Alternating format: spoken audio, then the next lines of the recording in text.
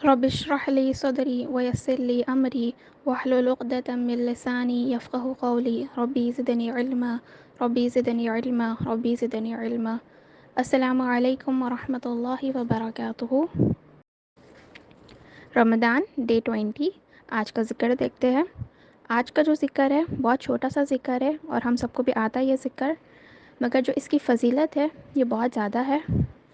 आप सल्लल्लाहु अलैहि वसल्लम ने फरमाया कि तुम अगर सुबह 100 मरतबा और शाम 100 मरतबा सुबहान अल्लाह कहोगे तो तुम्हें 100 हज करने का सवाब मिलेगा। सुबहान अल्लाह, सिर्फ हमें क्या करना है, सुबह 100 मरतबा और शाम 100 मरतबा अगर हम सुबहान अल्लाह कहेंगे तो हमें 100 हज करने का सवाब मिलेगा। कितना आसान है, हम काम करते हुए आराम से 1-2 मिनट में, हम 2 से 5 मिनट में हमारा सुबहान अल्लाह हो जाएगा 100 मरतबा, और इस पे हमें अजर कितना मिलेगा, 100 हज करने का अजर हमें इस पे मिलेगा। और आप सल्लल्लाहु अलैहि वसल्लम ने सहाबा को फरमाया कि अगर तुम्हारा दिल चाहे कि तुम दिन में 1000 नेकियां करो, 1000 नेकियां, तो तुम सुबह और शाम 100 मरतबा सुबहान अल्लाह पढ़ लिया करो। 1000 नेकियां हम कर सकते दिन में, हम गिने चुने नेकियां हम करते, मगर कितना ईज़िली हमें अल्लाह ताला ने नेकियां कमाने का ज़रिया बताया है कि हमें सिर्फ 100 मरतबा सुबहान अल्लाह कहना है सुबह और शाम, और उस पर हमें 1000 नेकियां मिलेंगे।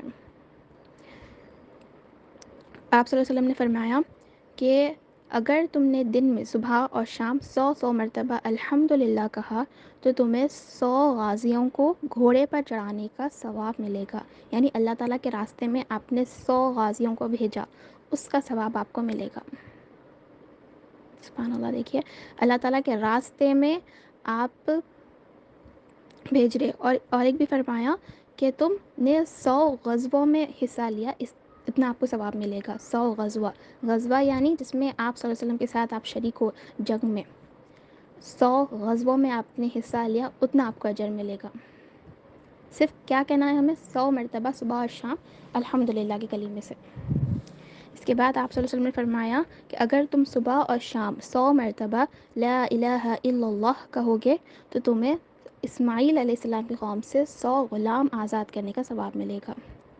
आजकल हम कहते हैं ना कि हमसे सदका नहीं हो पाता, पैसों की किल्लत है, या घर में पैसे नहीं देते, हम कैसे सदका खैरात करें, कैसे ये नेकी हम कमाएं। तो थोड़े चीज़ें ऐसे हैं, थोड़े करीमे ऐसे हमें आप सल्लल्लाहु अलैहि वसल्लम ने बताया है कि उसका रिप्लेसमेंट है। अगर आप सदका खैरात नहीं कर सक रहे तो आप ये कलीमा पढ़ लीजिए, जिसको आपको 100 ग़ुलाम आज़ाद करने का सवाब मिलेगा, वो भी इस्माईल अलैहिस्सलाम की कौम के। इसके बाद आप सल्लल्लाहु अलैहि वसल्लम ने फरमाया कि तुम 100 मरतबा सुबह और शाम अल्लाहु अकबर कहोगे तो उस दिन उसके अमल, जो वो इंसान कहेगा, जो बंदा कहेगा, उसके अमल से अच्छा कोई अमल नहीं होगा उस दिन के लिए, सिवाय उसके जिसने बराबर किया हो या उससे ज़्यादा किया हो। यानी अगर आपने दिन में ये 100 मरतबा पढ़ा है तो वो बेस्ट अमल रहेगा आपके दिन का सबके कंपैरिजन। इतना आसान सा है, हम सबको आता है ये ज़िक्र, मगर फ़जीलत देखिए कितनी सारी है। तो जब आप लोग ये ज़िक्र पढ़ेंगे तो ये फ़जीलत, ये जो सवाब, ये अजर है ना, ये अपने दिलो दिमाग में रख कर इसको पढ़िएगा। हम लोग अब तक बहुत दफ़ा ज़िक्र बोलने से सुबहान अल्लाह अल्हम्दुलिल्लाह तो हम करते रहते हैं, और ख़ासकर कामों के दौरान भी आप ये ज़िक्र हम लोग रिपीट करते रहते हैं, मगर आज आप लोगों को इतना सारा इस पर अजर है ये मालूम हुआ। तो जब भी आप सुबहान अल्लाह कहेंगे तो आप अपने दिल में सोचते जाइएगा कि मैं 100 हज कर रही हूँ, सुभान अल्लाह, 100 हज का सवाब मुझे मिल रहा है, 100 नेकियां में, 1000 नेकियां मैं कर रही हूँ। ये चीज़ आप अपने दिमाग में रखते हुए, दिल में रखते हुए अल्हम्दुलिल्लाह जब आप कह रहे हैं तो आप सोचिए कि मैं आप सल्लल्लाहु अलैहि वसल्लम के साथ ग़ज़वे में शामिल हो रही हूँ, उसका अजर मुझे मिल रहा है। तो ये ज़िक्र आपको आज करनी है, हमेशा भी जब हम करेंगे इसको तो ये फ़जीलत भी आप अपने दिमाग में रखिए, सो दैट हमारा दिल और हमें कहेगा कि हम ये करें ज़िक्र, क्योंकि इतनी आसानी से हम इतने सारे नेकियां कमा सकते हैं, इतने सारे जो इस पर फ़जीलत है ये हमें मिल सकती है। तो आज हम ये ज़्यादा से ज़्यादा करने की कोशिश करेंगे इंशाअल्लाह। आज की दुआ देखते हैं। अल्लाहुम्मा इन्नी अऊज़ु बिका मिन इल्मिन ला यनफ़अ। ए अल्लाह, मैं तुझसे पनाह मांगती हूँ ऐसे इल्म से जिससे किसी का कोई फ़ायदा ना हो, व मिन क़ल्बिन ला यख़शअ, और ऐसे दिल से जो आजिज़ी के साथ मुहता नहीं है, व मिन नफ्सिन ला तशबअ, ऐसी रूह से जो कभी मुतमईन नहीं होती, वमिन दावतिन ला युस्तजाबु लहा, और ऐसी दुआ से जिसका जवाब ना दिया जाए। सुभान अल्लाह, कितनी प्यारी दुआ है देखिए। और پناہ مانگ رہے ہیں ہم اس میں اللہ تعالیٰ سے 4 چیزوں کے لیے۔ پہلے تو ہم اللہ تعالیٰ سے ایسے علم کے لیے پناہ مانگ رہے ہیں جس کا کوئی فائدہ نہ ہو، وہ دین کا علم ہو یا دنیا کا علم ہو۔ آپ سیکھ رہے ہیں، آپ پڑھ رہے ہیں، آپ سب کر رہے ہیں، لیکن جب عمل کی باری آ رہی ہے تو وہ اس میں آپ کچھ عمل نہیں کر رہے ہو، وہ علم سے آپ کو کچھ فائدہ نہیں ہے، تو آپ جتنا وہ وقت اس میں لگا رہے ہو وہ سب برباد ہے آپ کا۔ تو ایسے علم سے یا پھر ایسا علم جو ہمیں گمراہی کی طرف لے کے جائے، جو ہمیں غلط کام کرنے پہ اکسائے، ایسے علم سے بھی تمام چیزیں آئیں گے اس کے اندر۔ ایسا علم جو ہمارے لیے فائدہ والا نہ ہو، اس سے ہماری حفاظت فرما۔ ایک اس میں ہم ایسا مانگ رہے ہیں اللہ تعالیٰ سے کہ ہم جو بھی سیکھے اس میں ہمارے لیے فائدہ دے دے، اور بنا فائدے والا یعنی ایسا ہے کہ آپ دین کا علم لے رہے لیکن اس کو آپ کے اوپر اجر نہیں ملنے والا، کیونکہ اس کے اندر آپ کے اندر ریاکاری آ گئی یا ایسا کچھ بھی ہوا جس پہ آپ کو کوئی اجر نہیں ملنے والا ہے، تو وہ ویسٹ ہو گیا آپ کے لیے۔ تو اسی لیے ہم اللہ تعالیٰ سے مانگ رہے کہ ہر علم سے جو ہمارے لیے فائدہ والا نہ ہو اس سے ہماری حفاظت فرما، یا پھر ایسا کہ ہمیں وہ علم عطا فرما جو ہمارے لیے فائدہ والا ہو۔ وَمِن قَلْبٍ لَا يَخْشَى، اور ایسے دل سے جو عاجز نہ ہو۔ ہمارا ہمیشہ کیا ہے، ہمیں عاجز رہنا ہے، نرم مزاج رہنا ہے۔ اللہ تعالیٰ کے اس میں خوف سے ہمارا دل تڑپنا چاہیے، ویسا ہمارا دل ہونا چاہیے۔ ویسا نہیں ہے تو اللہ تعالیٰ سے ہم پناہ مانگ رہے ہیں اس کے لیے۔ اور ایسے نفس سے جو کبھی مطمئن نہ ہو۔ ہمارا جو نفس ہے، وہ ہماری جو روح ہے وہ مطمئن رہیں گی تو ہی ہم جو ہے سکون سے رہ پائیں گے، اور روح ہماری کب مطمئن ہوگی، جب ہم اس کی غذا دیں، اور یہ کب نہیں ہوگا، جب ہم اس کی غذا اس کو نہیں دے رہے۔ تو اللہ تعالیٰ سے ہم اس کی پناہ مانگ رہے کہ یا اللہ میری روح کو ہمیشہ مطمئن رکھنا، اور اس کے بعد ہم اللہ تعالیٰ سے مانگ رہے کہ اور ایسی دعا سے جس کا جواب نہ دیا جائے۔ یہ تمام چیزوں سے ہم اللہ تعالیٰ سے اس میں پناہ مانگ رہے ہیں۔ Allah's names in the قرآن۔ آج انشاءاللہ ہم 2 نام اللہ تعالیٰ کے سیکھیں گے۔ القرآن سورہ نمبر 3 آل عمران کی آیت ہے، آیت نمبر 2۔ اعوذ باللہ من الشیطان الرجیم، بسم اللہ الرحمن الرحیم، اللہ لا الہ الا هو الحی القیوم۔ ترجمہ ہے، اللہ وہ ہے کہ اس کے سوا کوئی معبود نہیں، زندہ ہے، ہر چیز کو قائم رکھنے والا ہے۔ اس میں جو 2 نام آئے ہیں اللہ تعالیٰ کے، حی ہمیشہ زندہ رہنے والا، قیوم قائم رکھنے والا یا جو قائم ہے۔ پہلے ہم اللہ تعالیٰ کا نام الحی کا معنی دیکھتے ہیں۔ الحی کا معنی ہے جو ہمیشہ زندہ ہے، ہمیشہ سے۔ یہ نام اللہ تعالیٰ کا قرآن مجید میں 5 مرتبہ آیا ہے۔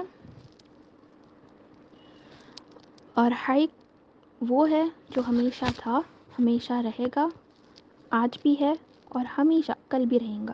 انسان کی موت ہے، انسان کو ختم ہونا ہے، وہ ہمیشہ کے لیے نہیں ہے۔ کوئی بھی چیز، ہر چیز کو کیا ہے، موت ہے، ہر چیز کو کیا ہے، زوال ہے، اس کو ختم ہونے کا ہے۔ وہ ہمیشہ سے تھی نہ ہمیشہ تک کے لیے رہیں گی، مگر اللہ تعالیٰ کی وہ ذات ہے جو ہمیشہ سے ہے، وہ ہمیشہ سے زندہ ہے اور وہ ہمیشہ تک زندہ رہے گا۔ اس نام سے ہم کیسا رہ سکتے ہیں؟ ہمیشہ زندہ رہنے والے پہ بھروسہ کریں، یعنی جو ہمیشہ ہے۔ آج ہم کسی انسان پہ بھروسہ کرتے ہیں، وہ کل رہے گا یا نہیں رہے گا پتہ نہیں، وہ کل ہمارا ساتھ دے گا یا ساتھ نہیں دے گا پتہ نہیں ہمیں۔ اگر ہم اللہ تعالیٰ کے بارے میں دیکھیں تو وہ ہم آنے سے پہلے بھی تھا اور ہم آنے کے بعد بھی وہ رہے گا، وہ ہمیشہ ہے، تو ہمیں اس پہ بھروسہ کرنا ہے، کیونکہ وہ ہمیشہ رہنے والی ذات ہے، اسے ہمارے معاملوں کو بتانا ہے۔ زندگی کی رہنمائی کے لیے الحی کی طرف رجوع کریں۔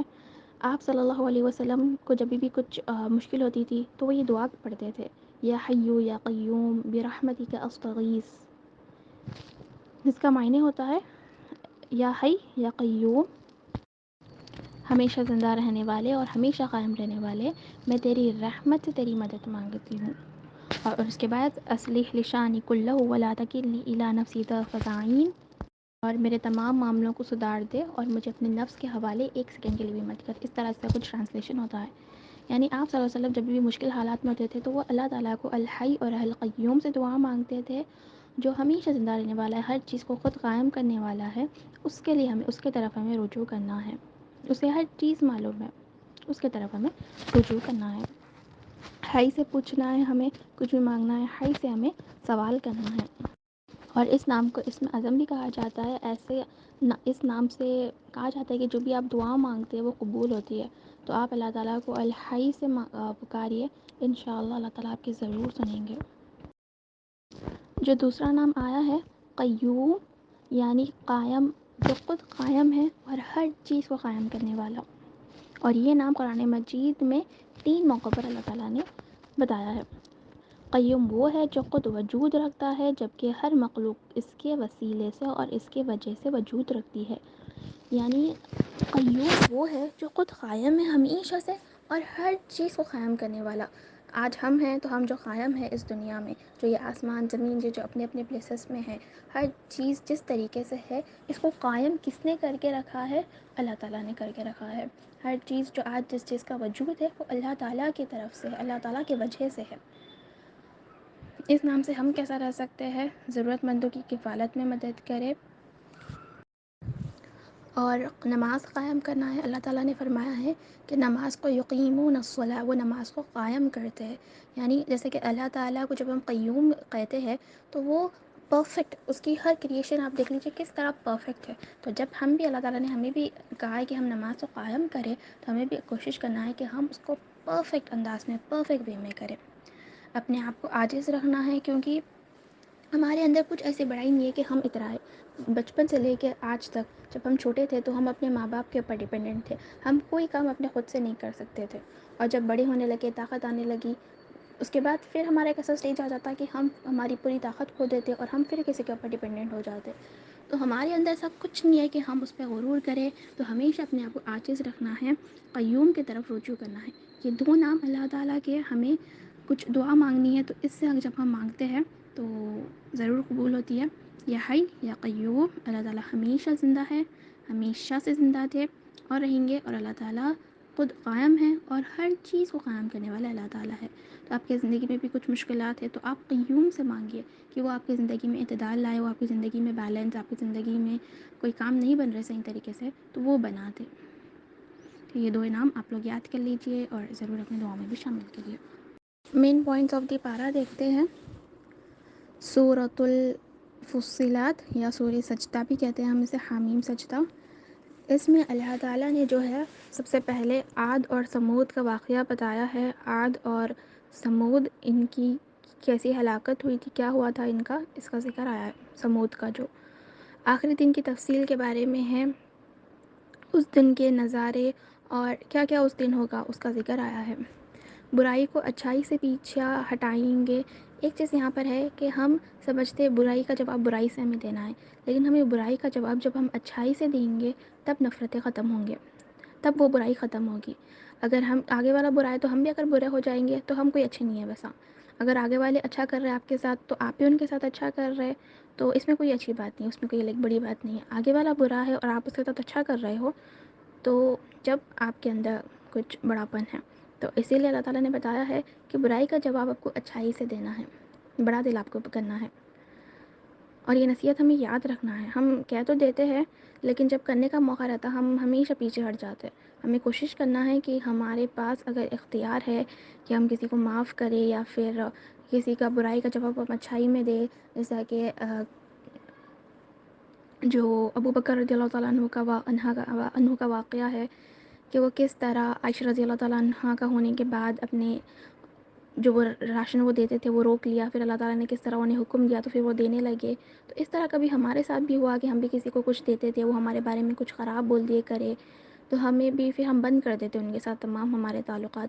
لیکن ہمیں کنٹینیو رکھنا ہے، کوشش کرنی ہے ہمیں. ایسا کچھ بھی ہمارے ساتھ ہوتا ہے تو ہمیں اچھائی سے جواب دینا ہے.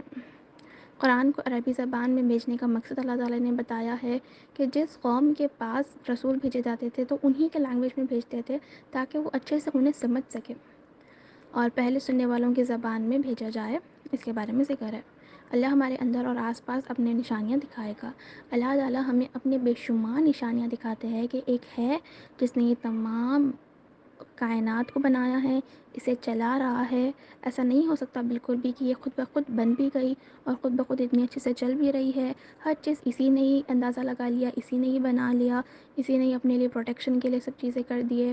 ہر انسان کو ایک جیسا بنایا، اس کے اندر کی ضروریات ایک جیسے رکھے، اس کا سسٹم پورا ایک جیسا ہے. یہ کیسا سب کچھ ہو سکتا ہے؟ اگر ہم اپنے اندر بھی دیکھ لیے، ہماری اپنی تخلیق بھی دیکھ لیے، جب الگ الگ خدا ہے تو الگ الگ ہم بننا تھا. انسان بھی الگ الگ جو الگ مذہب کے ہے، ہر مذہب کے انسان الگ الگ طریقے کے ہونا تھا. کیوں سب لوگ پورے ایک جیسے ہیں؟ ان کے اندر کی جو بھی چیز ہے وہ ہر چیز ایک جیسی ہے. تو اس کا مطلب ہے بنانے والا بھی ایک ہی ہے.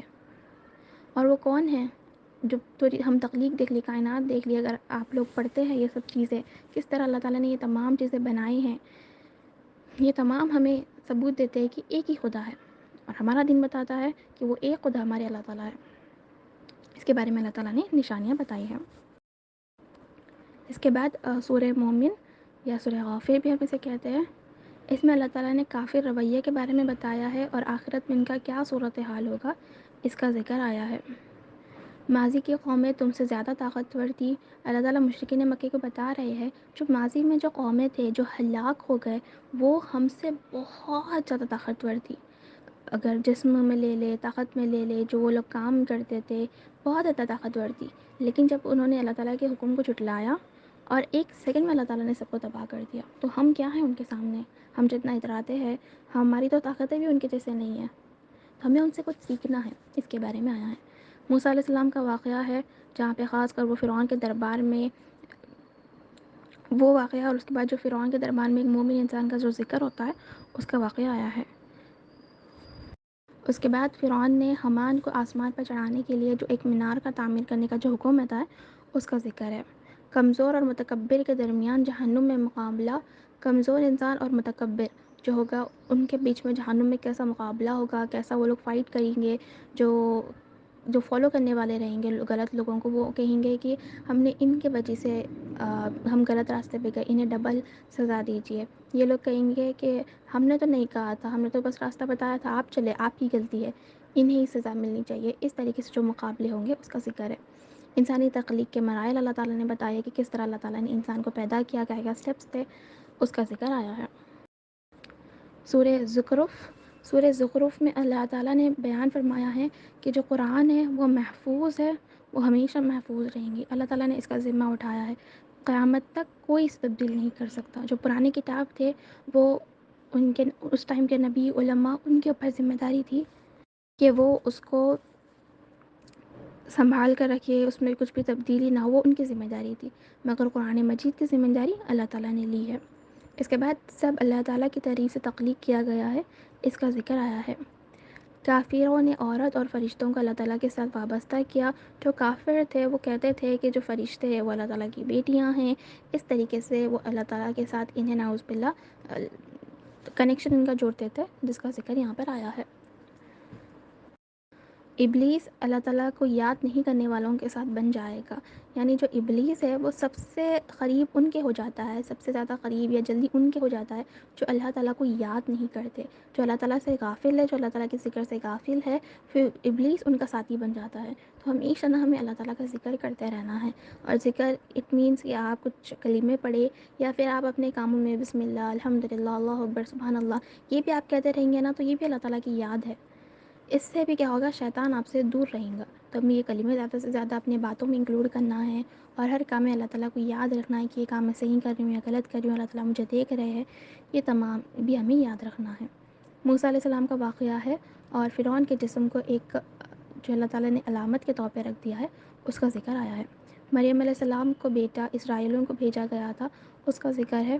اور اس کے بعد جنت اور جہنم کا بھی بیان آیا ہے.